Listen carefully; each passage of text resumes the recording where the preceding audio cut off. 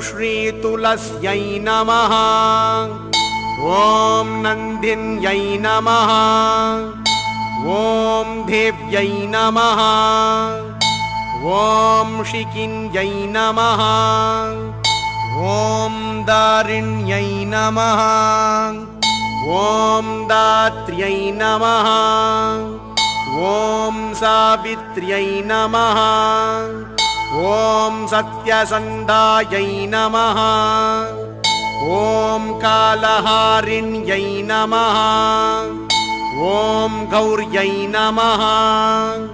ॐ देवगीतायै नमः। ॐ द्रवीयस्यै नमः। ॐ पद्मिन्यै नमः।